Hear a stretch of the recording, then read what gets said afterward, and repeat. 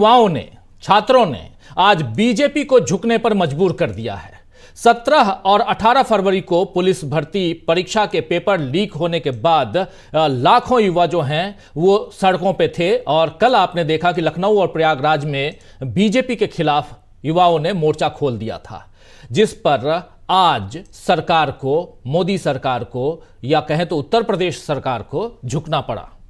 BJP की double engine सरकार की डबल फजीहत उत्तर प्रदेश में हुई है, क्योंकि योगी सरकार पेपर लीक की खबर को गलत बता रही थी और उधर मोदी ने खुद वाराणसी आकर राहुल गांधी को तो कोसा कि वो वहां के युवाओं को नशेड़ी बता रहे हैं, लेकिन पेपर लीक और बेरोजगारी पर मोदी ने कुछ भी नहीं कहा था।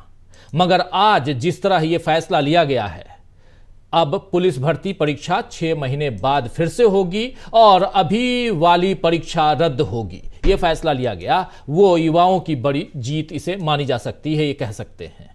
राहुल गांधी भारत जोड़ो न्याय यात्रा में पेपर लीक पर मोदी सरकार पर तीखे हमले कर रहे थे। उनके साथ जीप पर चढ़कर कुछ नौजवानों ने बताया था कि कैसे पेपर लीक करवाकर उनके सपनों के साथ बीजेपी खिलवाड़ कर रही है। आइए जरा एक बानगी सुन लेते हैं राहुल गांधी के साथ वो युवा जो कह रहा है कि कैसे पेपर लीक करवाया जा रहा है और उनके सपनों के साथ खिलवाड़ किया जा रहा है। सुनिए, प्रयागराज में शायद राहुल गांधी ये बात एक युवा के साथ कर रहे हैं, सुनिए जरा। यहां पे पेपर लीक वाला कोई लड़का है? आ जाओ। नाम क्या है तुम्हारा? अंकित। पूरा नाम क्या है?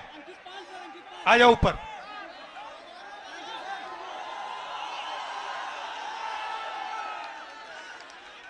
नमस्कार। Thank you sir. कैसे हो? अच्छे हैं सर, अच्छे हैं। आप कितने समय से कौन से पेपर की तैयारी की आपने? सर मैं यूपीपी की तैयारी कर रहा हूँ, 3 साल से इलाहाबाद में हूँ। अच्छा। 3 साल से तैयारी कर रहा हूँ सर। और आपका पेपर लीक हुआ? जी सर, कल मेरा सेकंड शिफ्ट में पेपर था सर। पूरे कॉलेज के हर बच्चों के मोबाइल में पेपर पहले से अलाउ है सर। सारे बच्चे बैठ के पेपर रट रहे हैं, सब के सब। और इसी तरह मेरे बड़े भाई 7 साल से इलाहाबाद में संघर्ष कर रहे हैं। आरओ का पेपर देने गए सर, कमीशन बोल रहा है नहीं है, लेकिन सबके मोबाइल में वो पेपर था सर, सबके मोबाइल में पेपर था। तो नुकसान तो आपका हो रहा है। जी सर। और नुकसान इन सब युवाओं का हो रहा है। सर मेरे सभी भाइयों का हो रहा है नुकसान। फायदा किसका हो रहा है? फायदा सर सरकार का हो रहा है सर। 50-60 हजार भर्ती निकाली है, 150 रुपए के हिसाब से लाखों करोड़ों रुपए वसूल के रख ली और परीक्षा सर होम डिस्ट्रिक्ट में करके नकल का पूरा भरमार लगा दिया सर। सबने अपने अपने जिले में अपने अपने कॉलेज में सेटिंग किया है और सब उसी सेटिंग में अपने जो है सर नकल करा रहे हैं और नकल कर रहे हैं।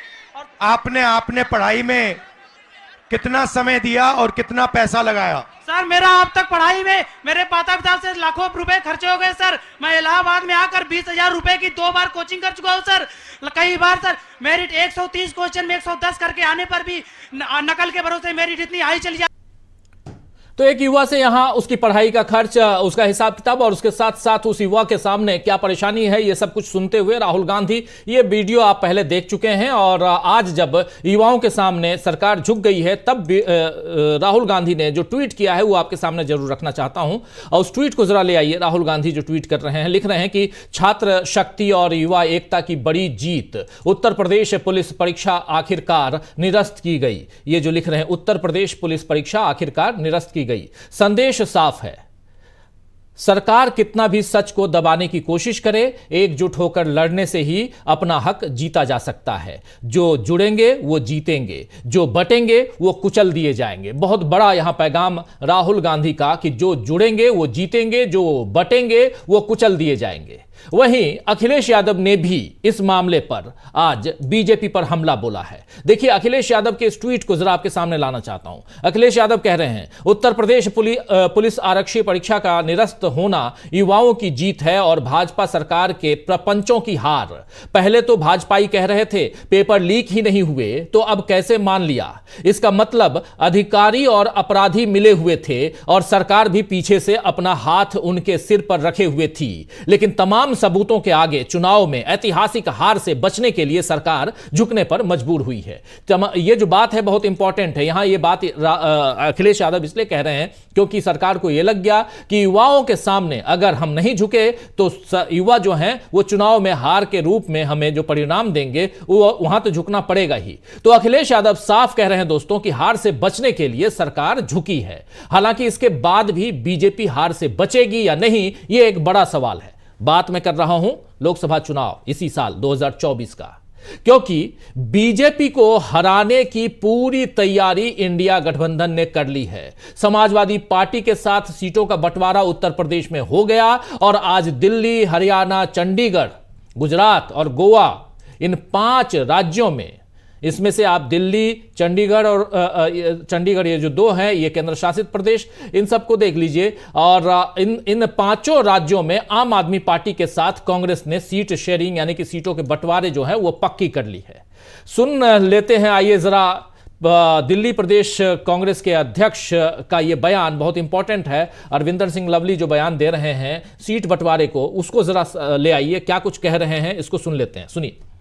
4-3 और के फॉर्मूले पर बातचीत हुई है, कौन कौन से सीटों को फॉर्मुलाइज किया गया है, एक बार एक्सटेंडेड बता दीजिए। देखिए, ऐसा है कि कांग्रेस पार्टी जो है वो नॉर्थ ईस्ट, चांदनी चौक और नॉर्थ वेस्ट सीट लड़ेगी। नई दिल्ली, वेस्ट दिल्ली, साउथ दिल्ली और ईस्ट दिल्ली के ऊपर आम आदमी पार्टी चुनाव लड़ेगी। और इंडिया अलायंस का हिस्सा होने के नाते हमने पहले भी कहा था, जो हमारे पार्टी हाईकमान का आदेश होगा, दिल्ली का कांग्रेस का कार्यकर्ता उसको फॉलो करेगा। मजबूती के साथ हम दिल्ली की 7 सीटों के ऊपर काम करेंगे, चुनाव लड़ेंगे, चुनाव लड़वाएंगे और इसके सुखद परिणाम जो है वो आने वाले दिनों में मिलेंगे। इनकलकेटेड एडवर्टाइजमेंट की भी बात निकल करके सामने आ रही है, साझा रैलियों को हम कब तक एक्सपेक्ट करें? जी, निश्चित तौर पे जब आप अलायंस में लड़ते हैं तो आप कॉमन मिनिमम प्रोग्राम भी बनाते हैं, आप जो है मिलके चुनाव भी लड़ते हैं, तो ये सब चीजें होंगी जल्द। आप किस सीट से चुनाव लड़ने वाले हैं? मेरा काम चुनाव लड़वाने का है। हमारे साथ दिल्ली कांग्रेस अध्यक्ष। तो सुन रहे थे आप, यहां दिल्ली के कांग्रेस अध्यक्ष जो हैं, प्रदेश कांग्रेस अध्यक्ष अरविंदर सिंह लवली अपनी बात रखते हुए सीटों के बंटवारे के बाद और दिल्ली में कौन कौन सी सीटें किसके खाते में गई हैं ये सब यहां बताते हुए, यानी कांग्रेस और आम आदमी पार्टी दोनों के बीच सीटों का बंटवारा हो गया है, लेकिन यह तय है कि हर सीट पर इंडिया गठबंधन मिलकर चुनाव लड़ेगा। यानी बीजेपी को हर एक सीट पर इंडिया गठबंधन की चुनौती का सामना करना पड़ेगा। दिल्ली जैसा ही नजारा आने वाले लोकसभा चुनाव में अब हर सीट पर दिखाई देगा, यह तय मानिए। यानी इंडिया गठबंधन की एकता बीजेपी के लिए हार की चेतावनी बन चुकी है। इधर जिस तरह जनता की नाराजगी अब आंदोलन बनकर जाहिर हो रही है दोस्तों, उसमें भी मोदी सरकार के लिए खतरे की घंटी है। किसान आंदोलन को सारी ताकत लगाकर कुचलने के बावजूद मोदी सरकार आंदोलन को खत्म नहीं करवा सकी है। कल किसानों ने काला दिवस मनाया था, आपको याद होगा। आज शंभू और खनौरी बॉर्डर पर मोमबत्ती जलाकर किसानों ने प्रदर्शन किया और दिल्ली कूच अब किसानों ने 29 फरवरी तक टाल दिया है। लेकिन इस बीच सुप्रीम कोर्ट में किसानों के शांतिपूर्ण आंदोलन को कुचलने से रोकने के लिए एक याचिका भी दायर की जा चुकी है। कल आपने देखा कि हरियाणा सरकार ने किसानों पर एनएसए यानी रासुका, राष्ट्रीय सुरक्षा कानून जिसको कहते हैं हिंदी में, उस कानून को लगाने का फैसला किया था। पहले परसों वो विज्ञप्ति उनकी आई, उसके बाद प्रेस रिलीज ये दिया गया कि उसे अब रद्द कर दिया जाता है, यानी एनएसए लगाने का फैसला रद्द कर दिया गया। और आज यूपी सरकार ने परीक्षा को, जो 50 लाख छात्रों ने कल उसके लिए प्रोटेस्ट किया था, उस परीक्षा को रद्द कर दिया, यानी पेपर फिर से कराने की बात कही। यानी जनता जब आवाज उठाए और बिना डरे अपने हक के लिए खड़े रहे तो सरकार को झुकना पड़ता है। ये 2 दिनों में 2 एग्जाम्पल से समझ में बात आ गई है। आज भारत जोड़ो न्याय यात्रा में प्रियंका गांधी ने भी जनता को उसके हक की बात की याद दिलाई है और बताया है कि सरकार कैसे उस पर अत्याचार करती है। ये जरा प्रियंका गांधी इस भारत जोड़ो न्याय यात्रा में पहली बार जुड़ी हैं, वो भी अपने ससुराल से। ससुराल आप जानते हैं प्रियंका गांधी का मुरादाबाद है और वहां से वो इस यात्रा में जुड़ी और उसके बाद उन्होंने जनता को जो संबोधित किया, वहां क्या कुछ बातें कही हैं, जरा सुनिए। और इसी तरह से आप सोचिए, जब बुलडोजर चलता है इनका, तो किसके घरों पे चलता है? किसके घरों पे चलता है? जोर से बोलो। जिसने 6 किसानों को अपनी जीप के नीचे कुचला, उसके घर पे क्या बुलडोजर चला? जिसने महिलाओं के साथ अत्याचार किया, उसके घर पे बुलडोजर चला? जो ये पेपर लीक के घोटालों से पैसे खाए जा रहा है, उन लोगों के जिन्होंने पैसे खाए हैं, जो बार बार ये घोटाला करते हैं, बार बार लीक कराते हैं, उनके घरों में बुलडोजर चला? नहीं चला ना। सोचिए, ये सब बहुत बड़ी बड़ी बातें हैं दिखावे के लिए। ये जितने बड़े बड़े इश्तिहार आपको दिखते हैं, जिसमें आपको दिख रहा है कि बहुत तरक्की हो रही है, जब तक आपकी तरक्की नहीं होगी, जब तक आपको रोजगार नहीं मिलेगा, जब तक आपके पेपर लीक बंद हो नहीं होंगे, तब तक आपकी तरक्की नहीं हो सकती है। तो कब तरक्की होगी, ये बता रही हैं प्रियंका गांधी। और प्रियंका गांधी ने बीजेपी के बुलडोजर न्याय की धज्जियां यहां उड़ाकर रख दी हैं। आज प्रियंका गांधी ने जनता को लगभग ललकारने के अंदाज में यह भी कहा कि आप पिछले 10 सालों में अपने हाल को देखो, अपनी परिस्थितियां को देखो, समझो और फिर वोट डालो। जरा ये भी सुन लेते हैं प्रियंका गांधी को, दूसरी बाइट।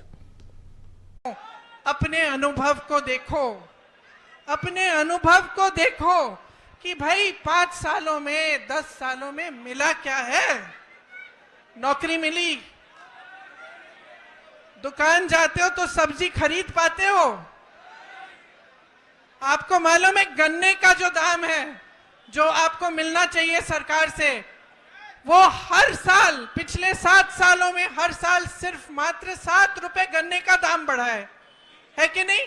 7 रुपए, ठीक है?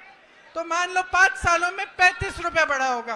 और आप जब सब्जी खरीदने जाते हैं तो कितने बढ़ गए दाम?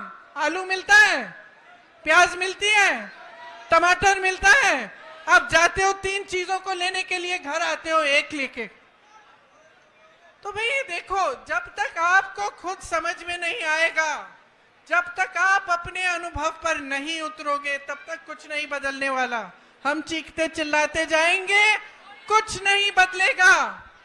बदलाव तब आएगा जब आप अपनी परिस्थितियों को समझकर अपना वोट डालोगे, जब आप सवाल उठाओगे सरकार से कि मुझे सब्जी क्यों नहीं मिल रही है, इतनी महंगाई क्यों है, मेरा बच्चा पढ़ता है, मेहनत करता है, उसको नौकरी क्यों नहीं मिल रही है।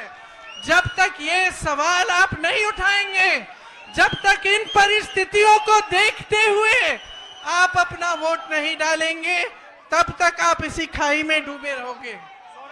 इसीलिए मैं आपसे कहना चाहती हूं, इस खाई में से निकलो। जब वोट डालने जाते हो, सोच समझ के अपना वोट दो।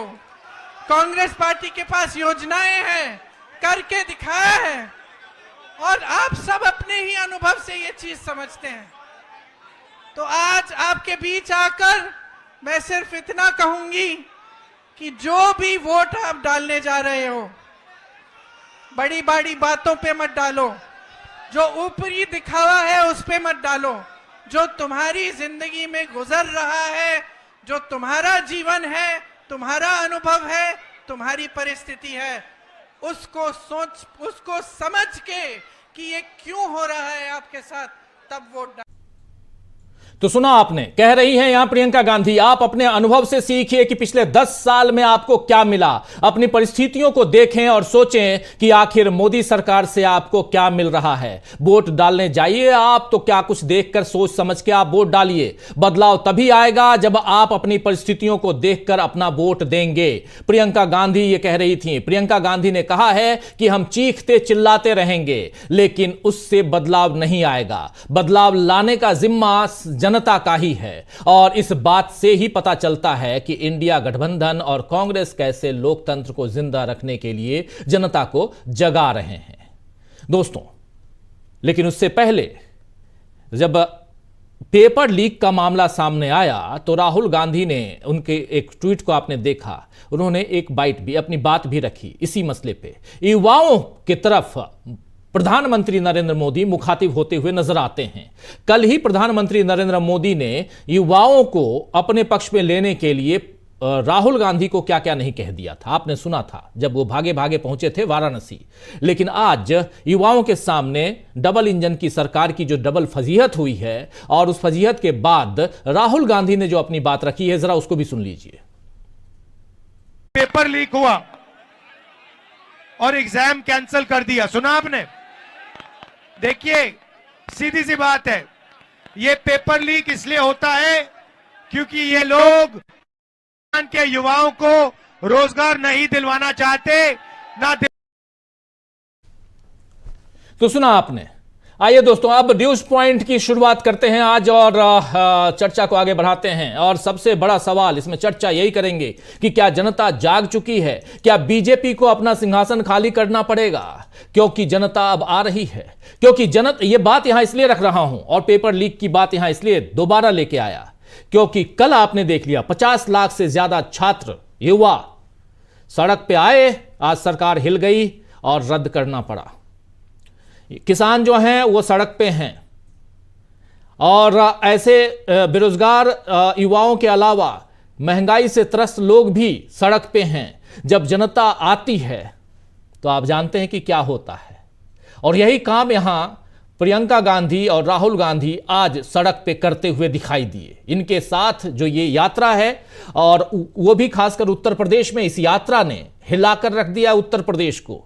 और इसी उत्तर प्रदेश में पहुंचकर जब ये यात्रा पहुंची, जहां राहुल गांधी की यात्रा को झटके पे झटका देने की पहले से तैयारियां चल रही थी। आप देखिए, बिहार पहुंचे नहीं थे कि वहां बिहार में गठबंधन को तोड़ दिया गया। वो पहुंचे नहीं थे झारखंड कि वहां पर हेमंत सोरेन को जेल में डाल दिया गया। वो पहुंचे नहीं थे, अभी पहुंचे भी नहीं है वहां महाराष्ट्र, जहां खत्म हो गई यात्रा। वहां से एक नहीं बल्कि दो बड़े नेताओं को अपनी पार्टी में शामिल करा लिया गया।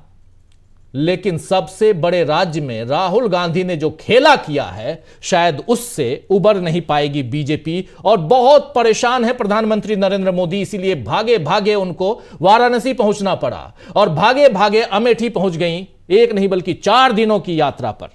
स्मृति ईरानी, ये सब आपने सुना है। और इसी उत्तर प्रदेश में जब अब निकलने की बारी है उत्तर प्रदेश से, कल उत्तर प्रदेश से शाम को निकल जाएगी यात्रा, उसी उत्तर प्रदेश में इस गठबंधन को एक आकार मिला। और वह आकार इस ढंग से कि सीटों का